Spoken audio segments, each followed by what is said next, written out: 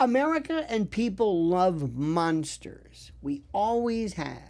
We can go through the Freudian reasons or the various theories behind it, the hypotheses. But now contagions and diseases have become the new monsters. They're the new Godzillas. They're the new, King Kongs and that sort of thing. And Ebola, by the way, is the best of the best of the best. And you're going to see that next. So first, a little bit about Ebola. There's Ebola Zaire and Ebola Reston. Reston that's not the killer. Ebola Zaire, that's the one we're talking about.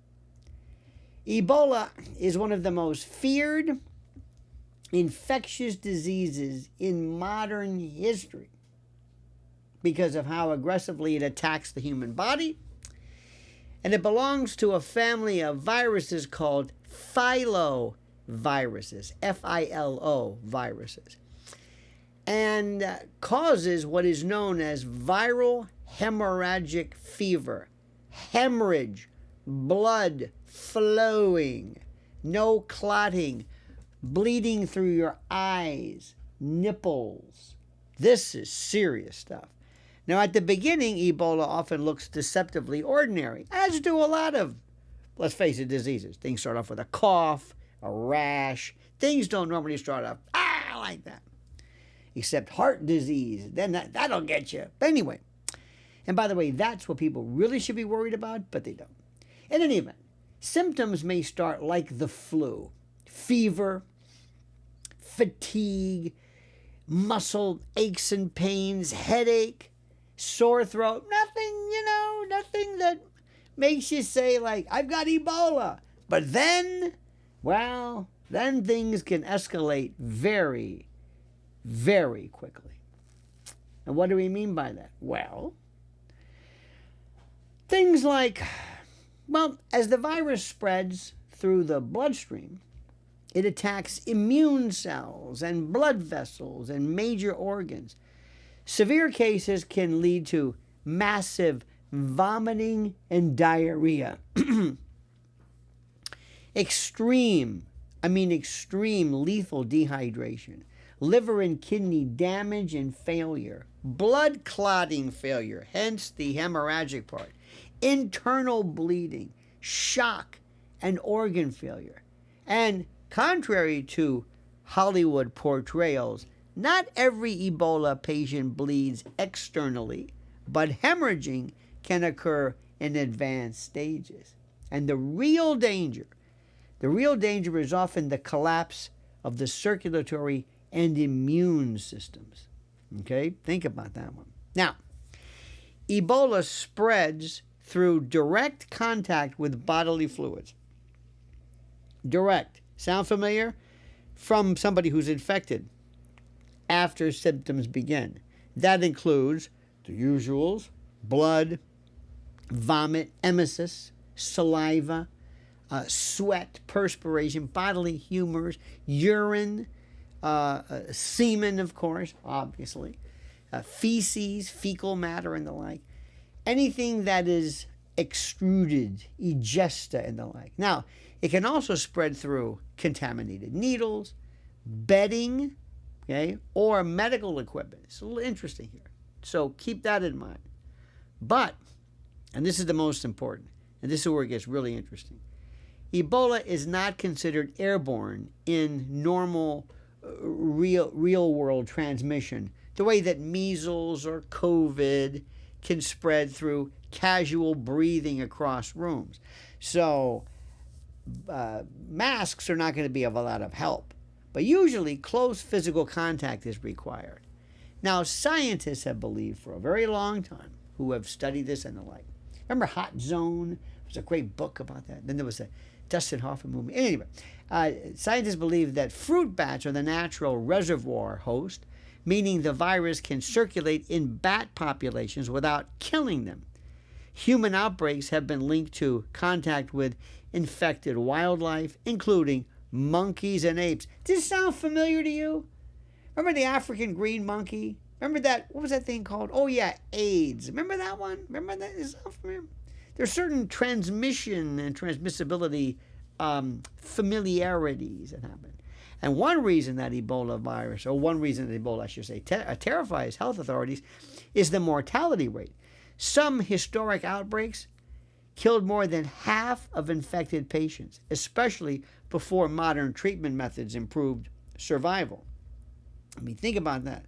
However, today, it is alleged that supportive medical care and rapid isolation and antibody treatments and vaccines have significantly increased survival odds when patients are treated early. Okay, so that's good news. That's obviously good news. But the thing that people understand is the fear. You see, Ebola outbreaks also create fear and dread and panic because healthcare workers and family caregivers are often at the highest risk due to direct exposure while caring for patients. That is why protective suits and isolation protocols and rapid containment become absolutely mandatory and critical during outbreaks. You get where we're going with this? And all you have to do is see somebody in some kind of a hazmat suit, some kind of a weird, space suit, and people will go berserk. But let me give you another little angle. A little twist. What if I told you the following? What if a powerful global figure celebrated publicly as a humanitarian genius? Anybody come to mind? What if he had spent decades quietly funding agricultural experiments and pharmaceutical campaigns and population studies across vulnerable regions of the developing world, not simply to help humanity, but to reshape it?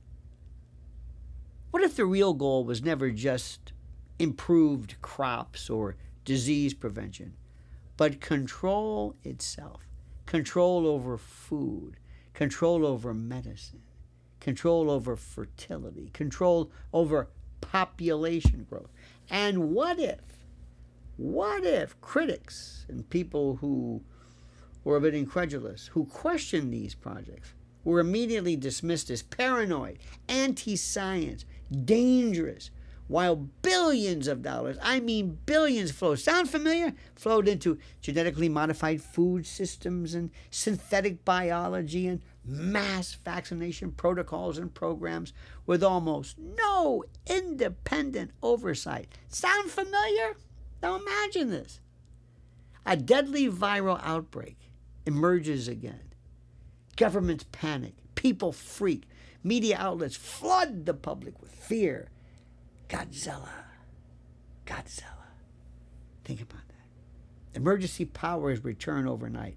But behind the scenes, instead of strict containment, infected individuals, now listen, are quietly moved, relocated, or released into broader populations under the justification of humanitarian necessity.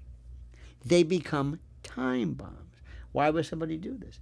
Because fear creates compliance. Chaos creates. I mean, this is the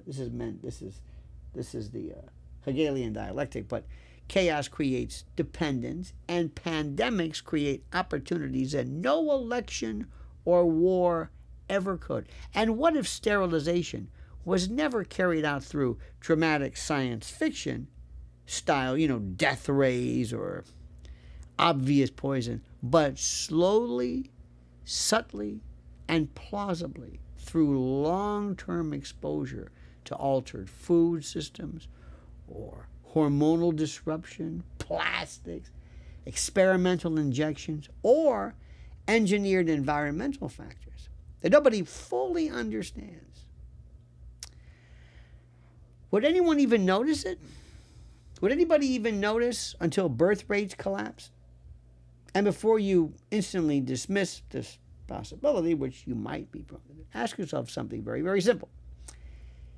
Has history ever, or has history not already, shown us governments experimenting on populations without our consent, without our knowing, without what's going on? Has that ever happened? You ever heard about that?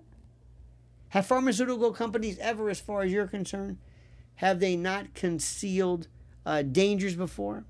Have intelligence agencies not conducted covert biological and psychological operations? Have wealthy elites from the shadow government not openly discussed sustainability and population management and reducing humanity's carbon footprint and all that stuff?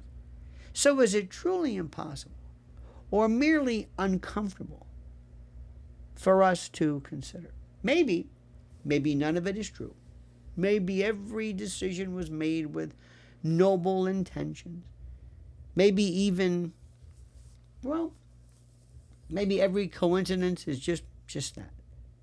But when enormous power and secrecy and global health crises and financial interests all kind of converge and concatenate, skepticism and mistrust and distrust is not irrational. In fact, it's responsible. Because sometimes the most dangerous thing in the world is not wild conspiracies, but blind trust. And let me just leave you with this. What if I say I can create human missiles, human weapons, bioweapons? I get somebody, let's just be crazy. I've got somebody with Ebola, and I let them go. Why? Because for their civil rights, to be humanitarian, we can't lock these people up. What is this? This is horrible. Let's let them release, not birds, not any kind of putting plastics in food. Let's let humans become the missile, the means of spreading, the means of dissemination. Think about that. Think about what that means. Far-fetched? I don't think so. You know what I'd really like right now? I'd like for you to, of course, think about this. Subscribe to this channel. Hit that little bell so that you're notified of live streams and new videos. And like this video. Liking the video is spreading like our message is a pandemic. I just want you to think. And I've got some questions for you in the comment section. Go look at them. And ask yourself this very, very simple question. Ask this as you comment, as you see fit.